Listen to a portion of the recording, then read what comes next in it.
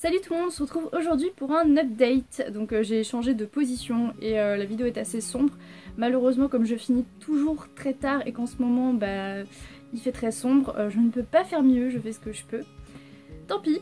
Donc aujourd'hui nous allons parler d'un livre entre guillemets complémentaire d'Harry Potter, donc je ne vais pas dire le titre parce que je ne sais pas le dire, qui est un collectif. Nous allons également parler du premier tome de In the After de Demetria Luneta, La vraie couleur de la vanille de Sophie Scherer, L'Utopie des fous de Anthony Boucard, le premier tome de The Rain de Virginia Bergin et Brûlée vive de Suad.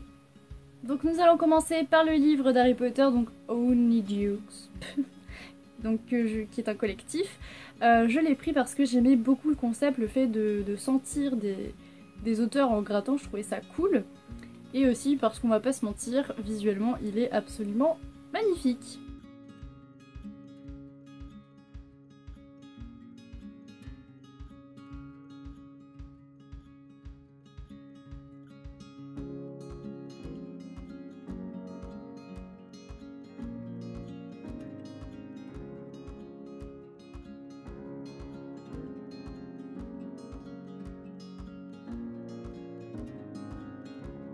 Alors je suis assez mitigée de ce bouquin tout simplement parce que il est très beau visuellement, hein, ça c'est sûr, il n'y a rien à dire là-dessus. Mais au niveau du concept des odeurs, il y a des odeurs qui sont vraiment très réussies, comme par exemple les odeurs acides, mais il y a aussi des odeurs qui sont ratées, par exemple vomi, hein. On ne reconnaît pas du tout l'odeur du vomi, bon voilà. Et aussi je suis très déçue parce que le livre nous promet une odeur vraiment incroyable. Et au final, quand tu vas sur la page de cette fameuse odeur, tu ne peux pas sentir. En fait, il n'y a pas comment dire, il n'y a pas de jeton pour gratter et sentir l'odeur. Tu n'as pas d'odeur, donc c'est une vraie déception à ce niveau-là. Point qui me chagrine un petit peu, et ça je pense que c'est personnel, c'est que ce livre coûte 12,99 € et c'est un livre très court. Hein, concrètement, on le lit en moins de 10 minutes. Et même si ça reste un livre Harry Potter, je vous avoue que ça m'a fait un peu mal au cul de payer 12,99 € pour si peu de lecture, sachant que je sais très bien que je ne le retoucherai plus, il va plus sortir de ma bibliothèque. Je pense aussi que c'est un livre qui est plutôt adapté pour les enfants. Hein. Bon, les graphiques, les illustrations sont avec des traits grossiers, bon ça c'est pas gênant, je pense que c'est pour tout le monde, mais en fait il y a tellement peu d'écriture, il y a tellement peu de description que pour moi c'est plus pour les enfants et le concept lui-même aussi, je pense que ça va plus fasciner un enfant qu'un adulte. Enfin bref, je suis assez déçue de ce bouquin. Même si j'ai bien apprécié quand même l'avoir et je suis quand même très ravie de l'avoir dans ma bibliothèque, hein. Mais pour moi il vaut un 6 sur 10. J'ai ensuite lu le premier tome de In the After de Demetria Luneta en lecture commune avec Marion d'Entre les lignes. Donc on va suivre Amy qui vit sur la planète où beaucoup d'humains sont morts parce qu'ils se sont fait dévorer par des créatures qui raffolent des humains. Donc on est concrètement dans l'esprit de survie. Et puis un beau jour, eh bien, Amy rencontre une petite fille sur son chemin, elle la prend sous son aile et du coup elles vont survivre à deux. Donc je ne sais pas vous, mais moi en voyant la couverture, le résumé et l'ambiance du début du bouquin, je me suis dit que c'était forcément du post-apocalyptique et que on verrait beaucoup les monstres puisque le résumé nous promet des monstres. Voilà. Je me suis dit ah bah super, ça va être bien sympathique. Au final, Marion m'a fait remarquer que c'était pas du tout du post-apocalyptique, mais que c'était de la dystopie et qu'on ne voyait pratiquement pas les monstres. Et ça a été ma grosse déception. Je me suis dit, ouh, et bah génial! Elle s'est rendue compte de ces deux petits points dans la seconde partie du roman, parce qu'on change totalement d'univers et j'avoue, ça m'a pas trop plu, ça m'a pas vraiment emballé. Et en plus de ça, durant à partir de la deuxième partie du roman, eh bien on va se retrouver avec deux points de vue du même personnage. Donc Amy, on va la voir sous deux angles différents. Il y a un angle que je trouve vraiment inutile, tout simplement parce que l'auteur ne nous donne pas de détails, elle répète toujours la même chose, et au final ça nous apprend rien du tout. Hein, donc concrètement, grosse déception, voilà, hein, ça ne sert à rien de mettre des éléments inutiles dans un roman si on n'en apprend pas plus. Hein. Concernant les personnages, Amy je l'ai trouvée, j'ai pas vraiment d'avis sur elle, elle m'a pas vraiment marqué, ça n'a pas été grand amour. Par contre, l'autre personnage, la petite fille qu'elle a trouvée, donc Baby, je l'ai vraiment appréciée parce que, enfin je sais pas, elle est mignonne, j'avais vraiment envie de la protéger même si je ne pouvais pas. Et ce qui m'a aussi vraiment impressionné chez elle, c'est que je l'ai trouvée beaucoup plus mature que Amy, et je me suis rendu compte, c'est une analyse personnelle, que Baby, elle a été trouvée très tôt, et du coup elle a grandi dans cet univers un peu apocalyptique. Donc c'est normal qu'elle soit plus mature qu'Amy, vu que dès son enfance, elle a dû affronter la survie en fait. Ce que je reproche également à ce livre-là, c'est qu'il y a beaucoup trop de blabla et qu'il y a très peu d'action. Du coup, c'était très long. Et je vous avoue qu'à la 3e partie du roman, je commençais vraiment à me lasser, j'avais vraiment hâte de le terminer. D'ailleurs, j'ai failli acheter le tome 2 et je me suis dit, non, fais comme Marion, tu attends la fin du bouquin pour te faire un avis. Je peux vous dire que je n'achèterai pas le tome 2 parce que j'ai pas envie de prendre le risque d'à nouveau avoir envie de rapidement finir le bouquin parce que j'en peux plus, c'est un univers qui me lasse. Bref, après autant de critiques négatives, il y a quand même la fin que j'ai appréciée parce qu'on a quand même des révélations.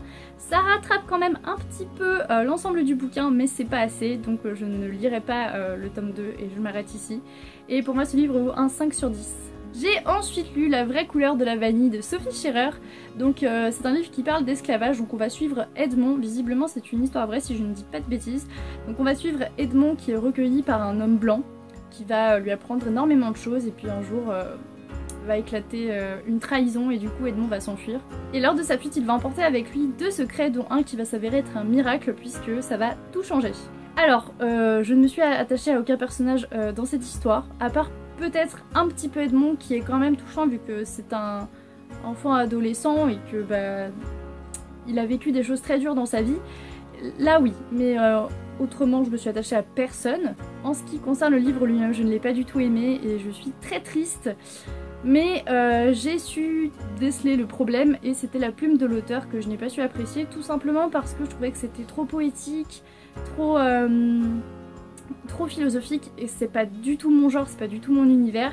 Donc j'ai eu beaucoup de mal. De plus j'ai trouvé aussi qu'il y avait beaucoup de descriptions et pas assez d'action encore une fois. Et bon, ça ne l'a pas fait.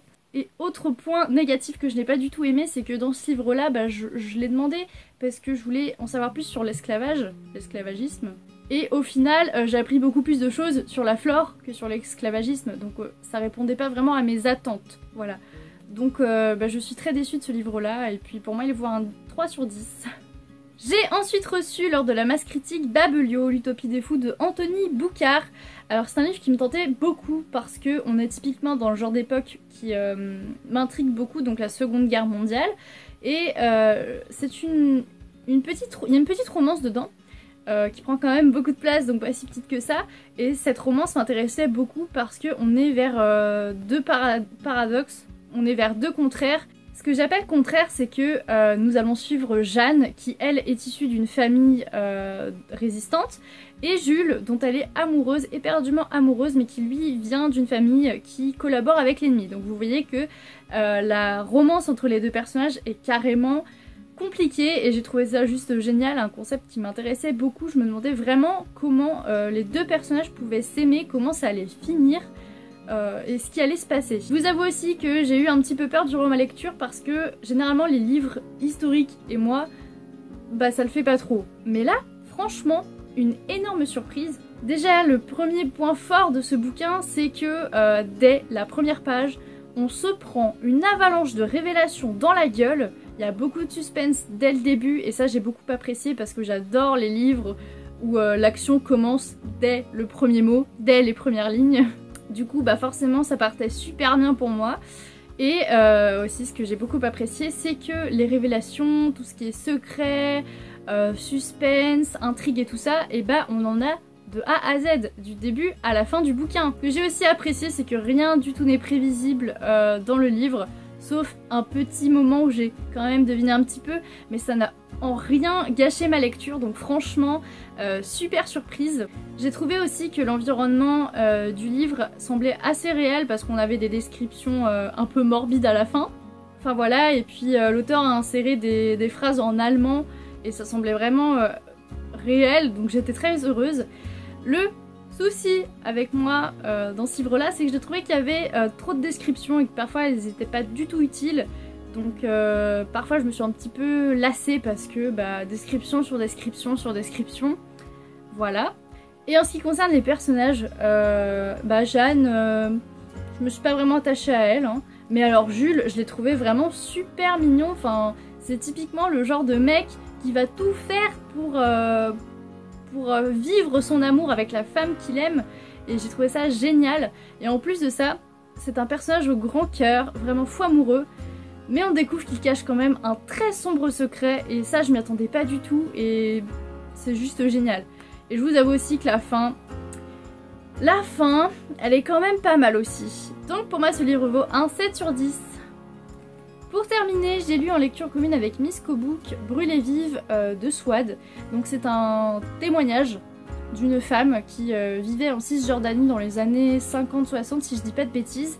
Et à cette époque-là, je ne sais pas si c'est toujours d'actualité, mais à cette époque-là, les règles de vie des femmes sont très strictes là-bas. Et un jour, Swad rencontre en cachette son futur mari et elle tombe enceinte de ce rendez-vous.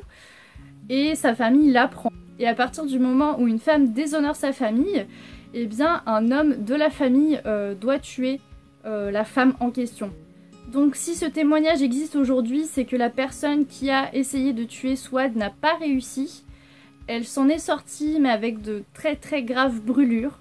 Et j'ai appris énormément de choses dans ce livre-là. Déjà, j'ai appris les conditions des femmes en Cisjordanie à une autre époque. Et j'ai appris énormément de choses.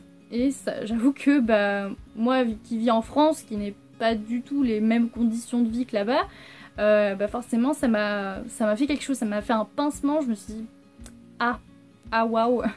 C'est aussi un livre que je trouve très important parce que on peut suivre le parcours difficile, très difficile d'une femme qui a été brûlée, donc concrètement qui a un corps différent de ce qu'elle était avant. Et il n'y a pas besoin d'être un génie pour savoir que quand ton corps est modifié de manière involontaire, c'est dur à vivre, hein. Et